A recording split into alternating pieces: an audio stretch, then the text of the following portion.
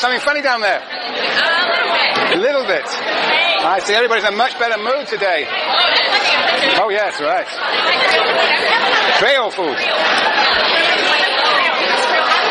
Is that right? You're a lucky person. You should go and visit the 9th Ward, see what's going on there. Yes, I know, yes, you should. Good, I want to see them. Okay.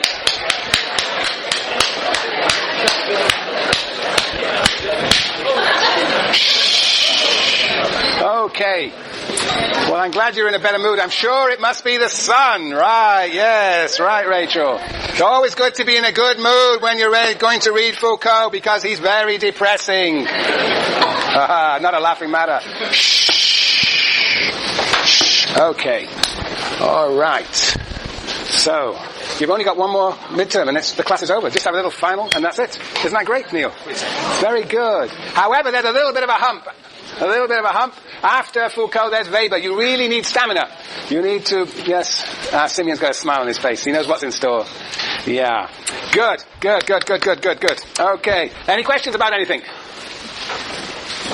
All right. Well, I'm not going to let you off the hook so easily. I think we need a little bit more Durkheim in our habitus. Yeah.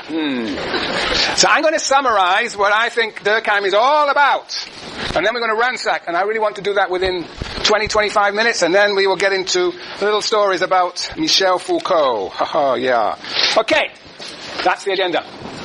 And next time, look, over the weekend, I know you've all got plans for celebrating this weekend, but celebrate with Foucault.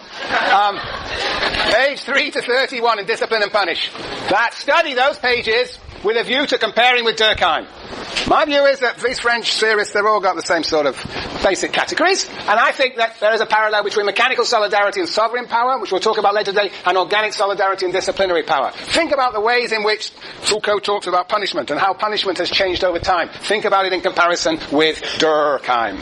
And the general principle, which you'll hear from me time and time again, is for Foucault, it's power. For Durkheim, it's solidarity. Yeah. Yes. Okay. Durkheim. All right. I'm going to draw a picture for you. Not a picture. It's going to be a long table. The question at the beginning of the book is: does division of labor lead to solidarity? Durkheim. Well, he basically says, does division of labor, is it something good? Well, if it's good, then it must produce solidarity. And his claim is that it does produce solidarity, something called organic solidarity. Division of labor leads to organic solidarity. Does anybody know what that means? Very good. Where'd you learn that, Kristen? I would guess a science class in maybe like 6th grade. 6th grade. And I thought this was a very sophisticated symbol. Okay. If and only if. If and division of labor leads to organic solidarity. If and only if. Well, here we go. A. If division of labor is settled down, whatever that means, settled down, and it's well coordinated. That's dealing with the anomic and the discontinuous. Well coordinated. That's dealing with the anomic and the discontinuous division of labor. B. There is equality of opportunity. So that people enter into positions in society for which they are equipped. And third, if there is something like equality among parts of society, parts or organs of society. And the picture here is, here we have a hierarchy of natural abilities, talents in society. Here we have a hierarchy of social positions. And the idea is that people with certain abilities should find a corresponding position in society. And what's interfering with that process are these external inequalities. There are internal inequalities. We are unequal people because we have unequal talents. Those are the internal ones. But these external inequalities, such as the inheritance of wealth, such as the inheritance of all sorts of properties from one generation to another that actually advantages certain generations, certain people from certain backgrounds, they have to be somehow compensated for. Affirmative action, for example. These external inequalities and the power inequality between capital and labour, that also has got to be counteracted if we are going to get to the situation like this, in which we have here conflict, disorganization, and here organic solidarity. This with a spontaneous division of labor. Okay.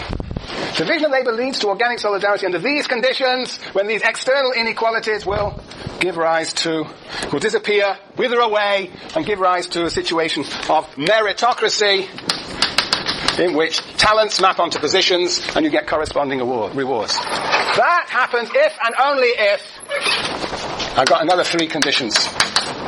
A, the collective consciousness, weak and imprecise, so it is. Weak and imprecise, but still promoting 1, social justice, so that there is a movement towards equality among parts of society, e.g. between management and workers. Social justice, promotion of the cult of the individual, the recognition of the individual rights, human dignity. The cult of the individual, and 3, the ethic of cooperation. This is the the content of the weak collective consciousness in a society that will have organic solidarity based on the division of labour. But that is not enough. It's not enough that there should be a collective consciousness of this character, but we also have what we can call localized consciousness. And here what we have, well, again, I got 3 things. We have a localized common consciousness, underlying contracts. That between 2 individuals who sign a contract, between management and worker, between consumer and seller, there are contracts, and there's a common understanding between those who enter into those contracts, the non-contractual elements of contract, that which is not even written in the contract. Then there are hierarchical institutions, like the one we are living in at the moment, which also have a common consciousness, a common understanding about the relationships between teachers and taught, between administrators and administered. That these institutions of a hierarchical character can only work if people have shared values and assumptions and, in a sense, trust one another. That's the second. And the third is very important for Durkheim, the idea of occupational groups. That there be occupational groups that share a common morality. Doctors have a common morality. Sociologists have a common morality. Janitors have a common morality, a common understanding of what their occupation means. An occupational consciousness. And finally, C, there is a state that, and again we're talking about the situation of division of labour leading to organic solidarity, that 1, expresses the collective consciousness, and 2, and 2, regulates the relations among parts.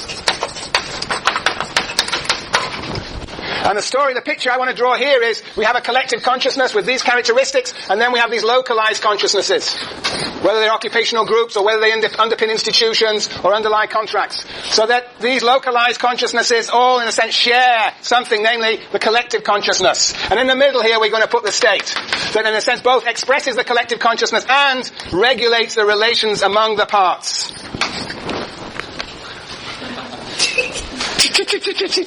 Okay, Karen. Yes. That's it. Oh, Hannah, your face is so contorted. What can't you read? Yes, no, that's right. Yes, the state that one expresses the collective consciousness, symbolizes the collective consciousness, weak though it is, and on the other regulates the relations among parts in society. Have I missed anything out? Isn't that the answer that Durkheim offers us in the end? Missed anything out? Wofford, can you read this? Yeah. Happy? Everybody? Summarize? Okay, what's wrong with it? That's the next task. Okay. The next task is ransacking Durkheim. This is the moment you've been waiting for, Celia. I know. You have been put through 5 weeks of excruciating agony. It's almost like a form of terrorism reading Durkheim. Right, Karen? Yeah. Here's your chance. What do you think? How would you ransack? What's for you problematic about this character? Who wants to begin? Micah, are you better today? Yes. That's good. Well, the assumption that solidarity is a good thing. The assumption that solidarity is a good thing. All the time. Yes. So our assumptions that he makes, well, that's the first and foremost one we criticized before. Why do you find that problematic? Because, I guess for me it's just not complicated enough, and it doesn't vary with circumstances. It's just like one thing for all the time. One thing for all time. But is there a time when solidarity is not good?